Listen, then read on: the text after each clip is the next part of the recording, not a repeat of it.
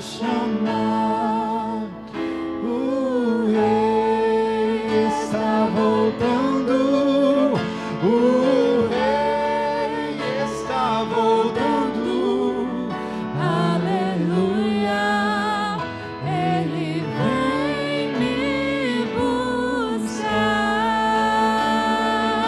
E aquele que crê, aplauda bem forte ao Senhor. Aleluia! Glória a Deus, glória a Deus. Toma o seu lugar. Que bênção, queridos. Glória a Deus. Tem alguns cânticos que pode passar os anos, né? Mas o negócio sempre vai ser avivado. O nosso melhor tecladista pode ficar. O nosso.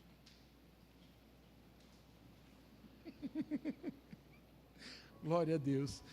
Queridos, eu queria que você abrisse a palavra do Senhor, lá no Evangelho de João, capítulo 3, versículo 10. Nós, nesse mês, estamos falando um pouco sobre sabedoria. E a sabedoria, ela tem que ser aplicada de uma forma poderosa para nós, poderosa para a nossa vida, né?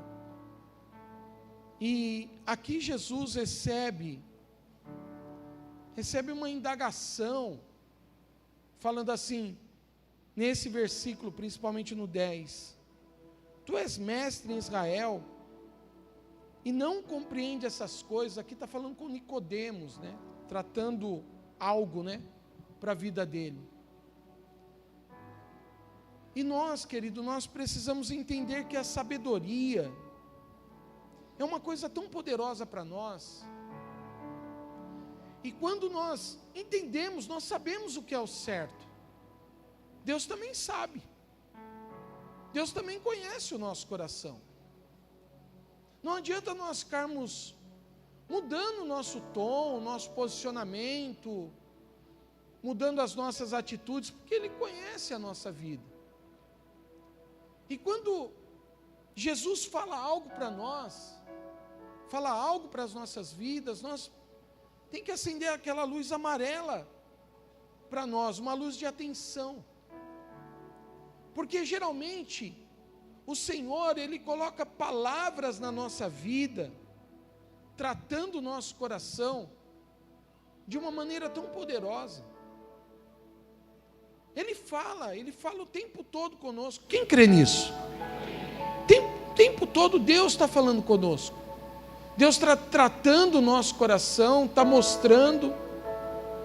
E queridos, se nós já conhecemos a verdade, e a verdade nos liberta, é porque essa verdade está verdadeiramente dentro do nosso coração. Então não adianta entrar com sentimento de inferioridade, não adianta entrar com o modo avião, sabe o modo avião? Aí é aquele que, quando você coloca o teu celular no modo avião, ele não toca, ele não recebe chamada, ele não recebe mensagem, ele está ligado, mas ele está inativo. Então tem pessoas que estão ligado, ela está andando, está indo para lá e para cá, está funcionando, está ligado, mas não está recebendo os dados corretos, não está colocando os dados em prática, não está funcionando, tendo aquela sendo funcional diante de algumas coisas. Então Nicodemos é chamada a atenção dele, dizendo assim: ó filho, você caminha há 5 anos com Jesus? Você caminha há 10? Você caminha há um mês? Caminha há 20 anos com Jesus? Caminha há quanto tempo com Jesus? E ainda não aprendeu algumas coisas? Ainda não conseguiu compreender? Ou não está querendo compreender? Né? Eu sempre uso a expressão que a maioria dos homens é assim, né? Tem aquele problema conjugal dentro de casa, a maioria dos homens é assim: tá tudo bem, só foi um problema. Então chega para a mulher no dia seguinte, eu faço parte desse percentual, né? Chega no dia seguinte para a mulher: você me perdoa? Aí a mulher: como assim? Esqueceu? Teve amnésia? Não. é simplesmente me perdoa. E aí a mulher se torna mais resistente às vezes, né?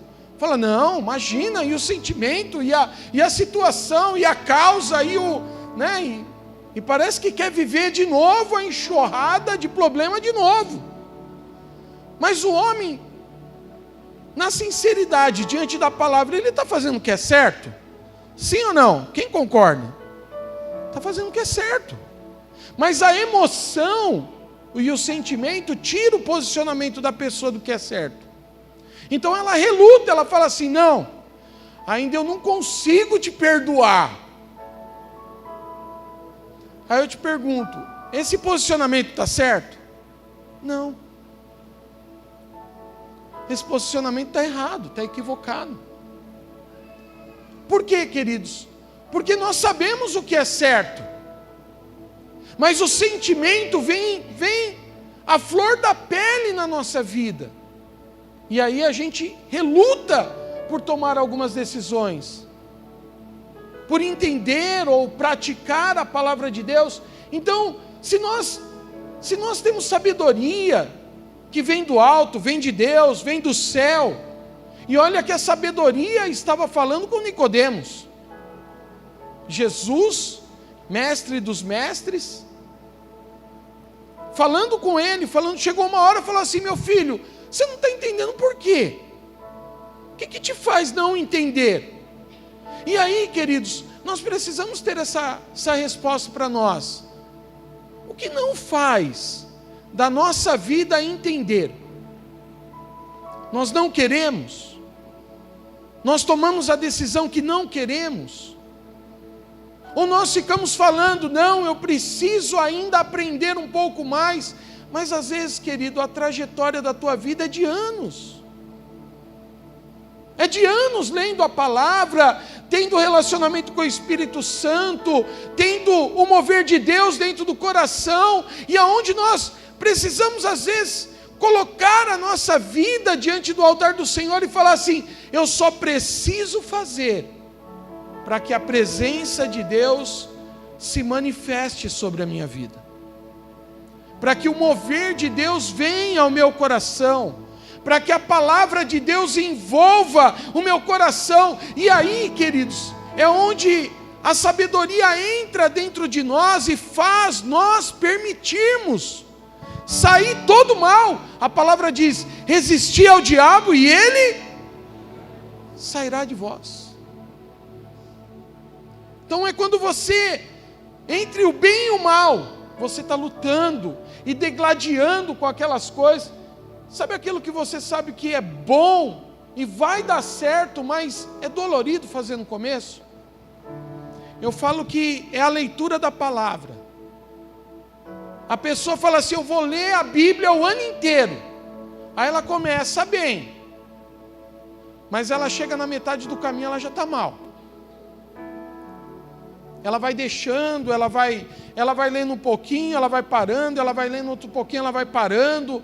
Ela não consegue executar aquilo que ela quis fazer no início, no começo, porque ela sabe que é difícil. Mas quando você começa a ler o primeiro capítulo, o segundo capítulo, o terceiro capítulo, querido, é igual carro velho que é movido a álcool e ainda é com carburador.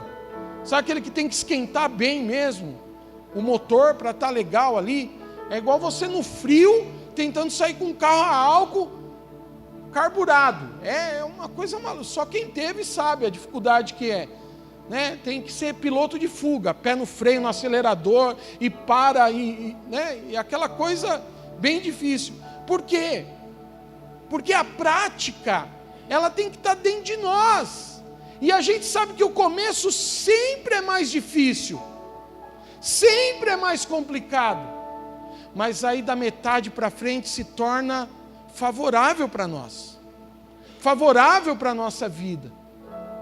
A gente sempre começa uma tarefa imaginando que nunca a gente vai conseguir terminar aquela tarefa.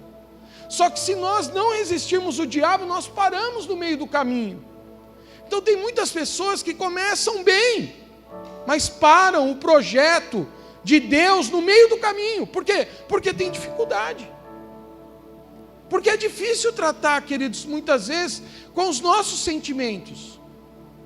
E Nicodemos está vivendo essa palavra de sabedoria ao seu coração, dizendo assim: ó Nicodemos, você precisa se despertar, você precisa se alegrar, você precisa entender que é eu que estou dizendo, palavra de vida para você. E aí Nicodemos começa a entender essas palavras. Nicodemos é o mesmo que está lá com José de Arimateia, para resgatar o corpo de Jesus. Você vê como ele se converteu, um homem que caminhou depois, talvez um pouco distante, porque ele era um dos maiorais ali, mas ele sempre esteve no caminho, na verdade, na palavra que o Senhor tinha deixado ao seu coração. E nós, amados, nós precisamos entender que todos nós temos um modelo de vida. Os apóstolos foram chamados para caminhar com Jesus, mas muitos que estavam ali creram no poder de Deus, muitos foram curados, muitos ouviram e foram embora, muitos discípulos abandonaram Jesus, multidão abandonaram Jesus, mas todos eles tinham um papel principal na sua vida. E às vezes nós somos chamados em uma área específica dentro da nossa vida. Talvez a nossa área seja somente para salvar a nossa casa, para orar pela vida dos... Qual é a tua principal célula? A tua casa. Você foi chamado para orar para as pessoas da sua família. Você é luz, você é vida ali. Talvez você só foi chamado para isso. Deus te chamou, te resgatou, fez de você uma pessoa nova, uma pessoa para viver as coisas de Deus, para que você possa verdadeiramente agora pregar somente para as pessoas que estão ali ao teu lado, que são os da sua família. Mas teve outros que foram chamados, querido, para ir para fora, para pregar a palavra, para ensinar e para levar tantas outras coisas. Mas todos nós temos um chamado diante de Deus. Todos nós temos um chamado, temos uma responsabilidade diante do altar do Senhor. Todos nós temos ali, querido, que nascer, que é a proposta que Jesus fala para Nicodemos. É necessário nascer, Nicodemos. Você precisa nascer algo dentro de você que ainda não nasceu. Mas aí como pode um homem, já sendo homem, voltar ao ventre? Não, você não está entendendo. Você precisa nascer de novo, ter um novo nascimento, uma nova vida, uma vida diante e baseada não nas coisas desta terra. Amém, igreja? Nós cantamos, o nosso lar é o céu. Eu não tenho nada nessa terra. Essa terra Deus colocou nas nossas mãos, e se nós soubermos administrar, viveremos bem. Amém? Não desperdiçaremos, não gastaremos à toa, porque Deus nos deu condição para ter. Mas nada levaremos. Se o meu coração estiver baseado nas coisas, eu não vou ter ela no céu. Essas coisas ficarão aqui, morrerão aqui junto com o meu corpo, perecerão junto com o meu corpo nessa terra, mas a minha vida estará diante da presença do Senhor. Jesus estava falando sobre algo novo na sua vida, para a humanidade começar a entender. Sabia que quando você prega para alguém e leva a palavra para alguém, ela é uma multiplicadora das promessas de Deus para outras pessoas, que você talvez não teria a oportunidade de alcançar. Deus está à procura desses homens, dessas mulheres. Deus está à procura daqueles que amam a Jesus, daqueles que querem viver a vida de Jesus, daqueles que querem caminhar com Jesus, mas não caminhar no propósito somente do que é favorável para a minha vida, mas o que é favorável para o céu. Povoar o céu. Levar uma vida verdadeira diante do altar do Senhor, com um coração íntegro, com uma vida baseado nas verdades que Deus tinha estabelecido por aquele propósito. Voltando para o Velho Testamento, nós vemos ali no livro de Esther, capítulo 4, versículo 14, nós vemos Esther ali no Velho Testamento com uma grande luta. Nós sabemos que a palavra veio naquela ocasião para matar todos os judeus. E veio uma sentença diante dessa palavra. Eu não quero me delongar muito nesse texto, mas só para nós entendermos por que Deus preparou a vida de Esther, uma pessoa da linhagem de Israel, para entrar no palácio e para ter uma voz ali naquele lugar. Porque Deus ocupa lugares que nós nem imaginamos ou pensamos. Deus te colocou naquele lugar. Deus te colocou nessa família que você vive. Deus te plantou no Brasil. Poderia ter plantado em outro país pouco melhor, mas colocou você no Brasil.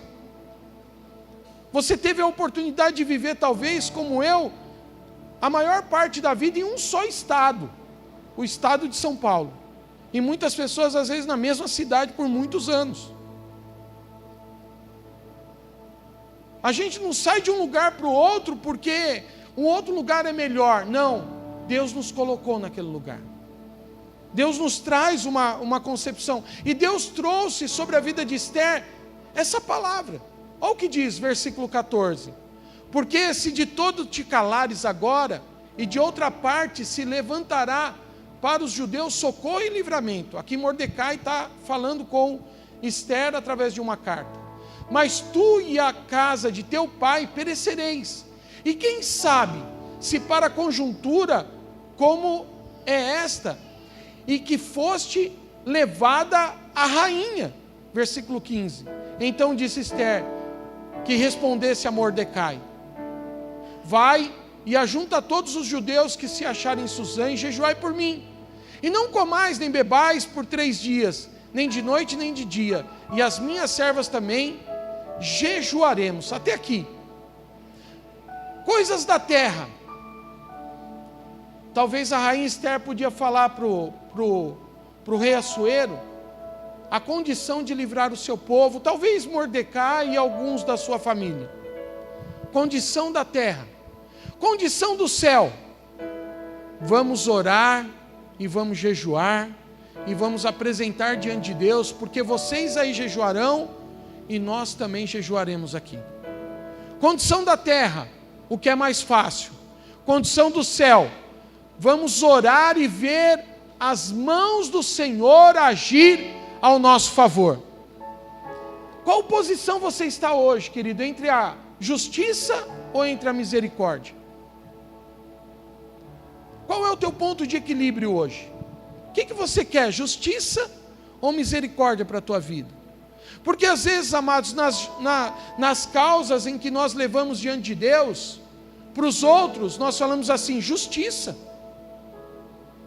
Nós vamos ser justiceiros agora da verdade.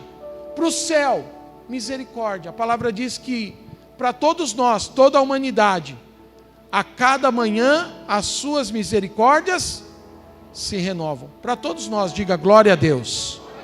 Céu. As misericórdias do Senhor se renovam. Terra, eu preciso nascer de novo. Eu preciso ter um posicionamento de fé. Eu preciso caminhar diante da verdade. Eu preciso colocar os meus pés no devido lugar. Eu preciso entender o que eu tenho feito. Como tem sido a minha vida? O que eu faço para Deus? O que eu apresento diante de Deus? O que eu coloco para Deus durante o dia de domingo? O que eu fiz? Como serão as minhas palavras durante essa semana? Como tem sido o meu posicionamento diante de Deus? Queridos, eu queria que você abrisse o seu coração e pensasse como Esther pensou. De que maneira ela pensou? Ela pensou na sua própria vida ou ela pensou em todos os judeus? Ela pensou no seu próprio sofrimento, ou ela pensou nos sofrimentos que os irmãos dela estariam tendo agora com a ameaça de morte? E alguns perderam a vida diante daquele decreto. Mas a grande maioria salvou. E aquele reinado foi visto pela presença de Deus, o Senhor governando aquela causa. O Senhor governando, porque o jejum e a oração, ela avança lugares que nós não avançamos com as nossas mãos, que nós não avançamos com os nossos pés. Ela entra em palácios, ela entra em lugares muito importantes, ela toca, querido, posições, ela toca, querido, autoridades, ela toca pessoas, ela entra e ela manifesta a sua glória, ela manifesta o seu poder, ela entra naqueles lugares, trazendo ali a vida onde há morte, trazendo bênção em vez de maldição. Ela coloca ali uma vida sobrenatural que vem do céu, que não vem do homem. Não é o homem que tem feito, não é o homem que faz, mas é Deus que está fazendo, é Deus que está colocando as suas mãos, é Deus que está trazendo ali o milagre, é Deus que está colocando a cura, é Deus que está restaurando, é Deus que está consertando, é Deus que faz o impossível, e não é o homem. Não é o homem que faz, não é a inteligência humana, é Deus.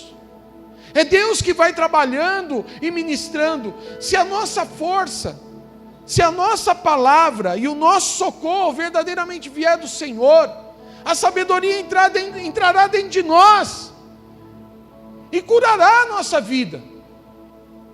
E para curar, querido, uma enfermidade física, tem que curar a pessoa em primeiro lugar. Tem que curar o espírito dela. Porque às vezes o espírito dela está abatido, está ali cansado, está ali, querido, sendo ali muitas vezes maltratado.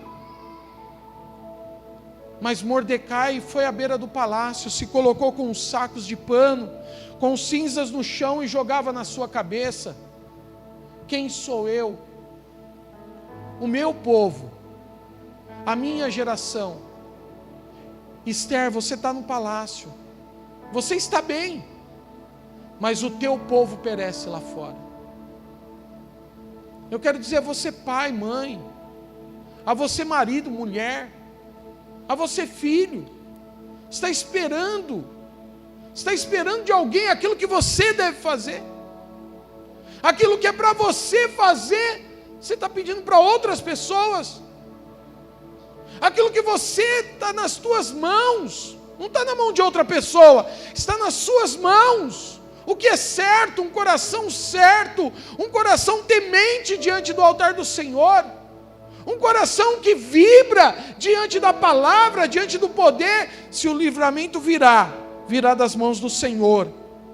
Se a vitória vier, vai vir das mãos do Senhor. Se o resgate acontecer, vai vir de quem? Do Senhor, que é o Todo-Poderoso, entre os céus e a terra. Ele está no nosso meio e Ele vive dentro de nós. Ele transforma a nossa vida, Ele transforma o nosso coração. É apesar de nós. O jejum, ele avançou barreiras que o homem não avançava. Entrou em lugares que ninguém imaginava. Ter um coração, querido, para servir a Deus, é um coração que está baseado diante da palavra do Senhor. Porque não adianta nós entrarmos, querido, em orações, em jejuns, sem ter um coração preparado diante de Deus. Nosso coração precisa estar preparado para a guerra. Você vai buscar ali ser autoridade diante de uma luta, diante de uma condição, diante de um fato.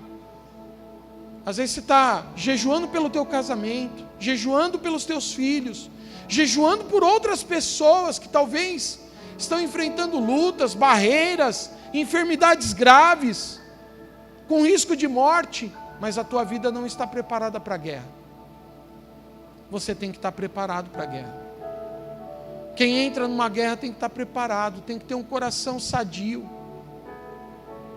tem que ter, querido, condição de batalha,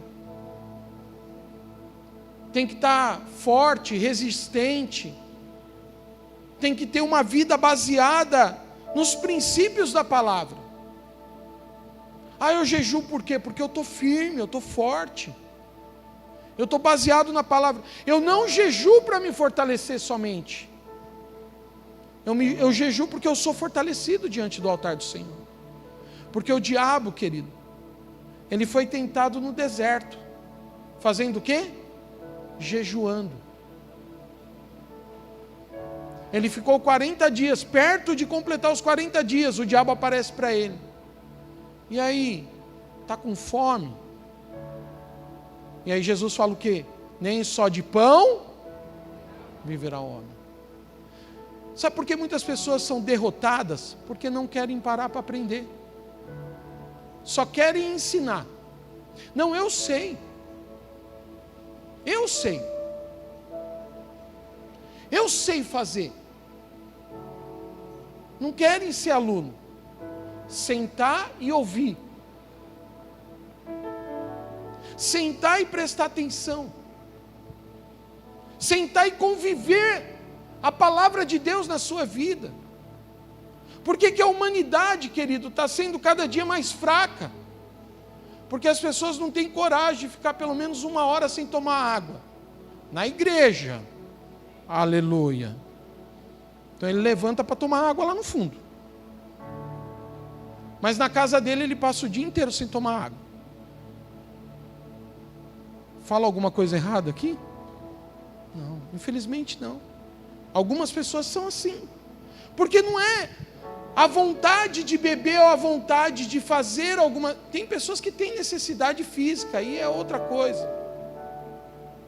Mas as pessoas têm perdido o sentido, querido, do que é aprender, do que é ouvir, do que é ter uma resposta para a sua vida, para parar, para falar assim, eu preciso do Senhor, porque aqueles que não aprendem, queridos, são aqueles que mais repetem as suas lutas, são aqueles que mais voltam a viver da forma anterior. Então Esther, ela tinha um coração baseado na presença do Senhor, baseado na promessa de Deus sobre a sua vida, para ouvir a Deus, para saber o momento certo. Eu estou forte diante dessa situação, e eu quero viver a bênção do Senhor sobre a minha vida, sobre a minha casa.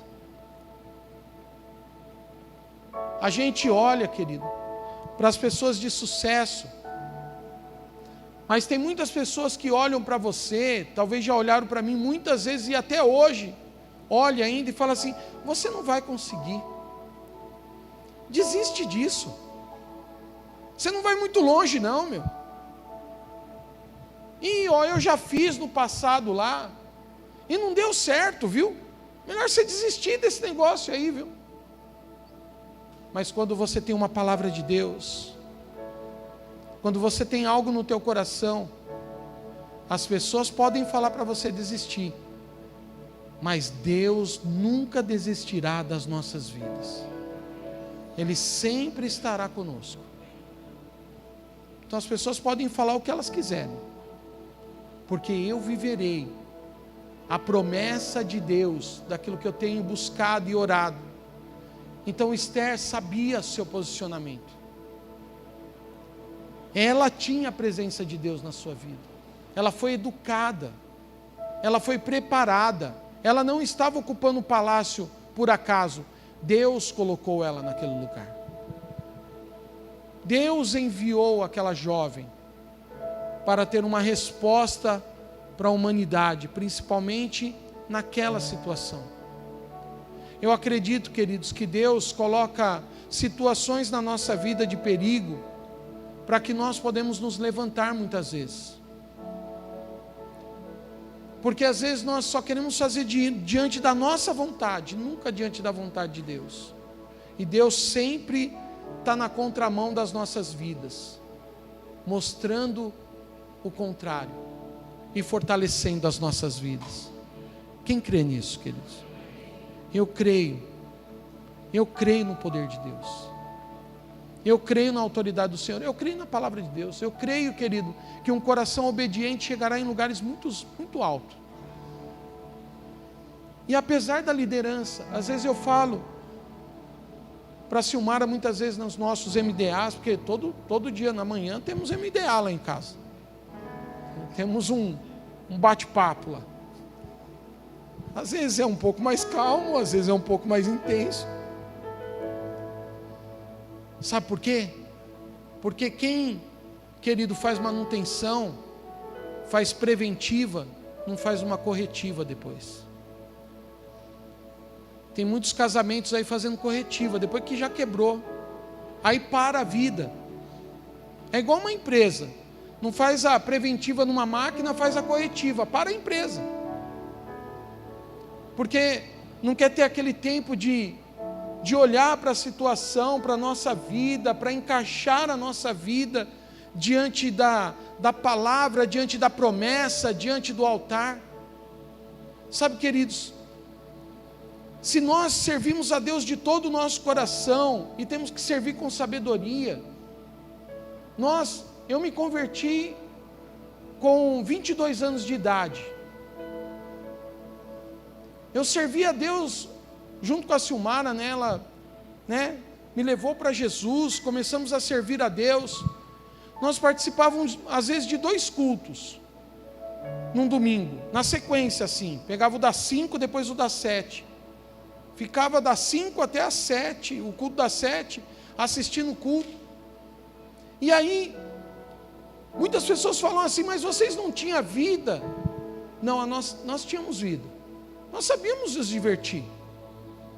Com o recurso que nós tínhamos, nós sabíamos nos divertir. Nós íamos para shopping, nós comia pão com mortadela, porque não tem problema comer pão com mortadela, né? Eu lembro que a gente entregou convite de casamento num fusquinha apertado com pão com mortadela, né? Viajando pelas casas dos parentes, rasgando o pão com o dedo. E para nós era uma alegria. Nós sabíamos nos divertir, servindo a Deus. Tem pessoas que querem pegar o jugo e o pretexto do servir a Deus e acarretar somente em uma área. Não, é porque eu só servi a Deus. Não, você não só servia a Deus, é que você está sendo injusto. Porque você tem liberdade em controlar a tua vida e fazer o que é certo. Não fez porque não teve sabedoria. Porque você sabe, tem que fazer. Todo ano tem que sair viajar. Tem que sair passear. Às vezes a pessoa pega as férias, não, porque as férias tem que trocar o carro, tem que fazer a manutenção da casa, tem que isso, não, tem que ter sabedoria. As férias a palavra diz que existe gozo de férias. Sabe o que é gozo? Ter prazer. Agora tem gente que tem prazer trabalhando nas férias e depois reclama do futuro. Não, as férias foi feito para você pegar aquele salário e ficar, querido, numa rede, em algum lugar, tranquilo, descansando. Nem que se for, querido, 1 semana, 2 dias. As nossas férias é de 4 dias, 5 dias. Não é tão estrondosa assim. Mas sempre a gente teve férias. Nunca a gente falou assim, não, nunca tive férias. Não, as nossas férias talvez não eram num período grande, mas a gente tinha um período de férias. A gente tem que saber valorizar a vida, saber fazer o que é certo, porque quando vem a conta, não adianta nós ficarmos colocando a conta no nome dos outros. É eu que gastei.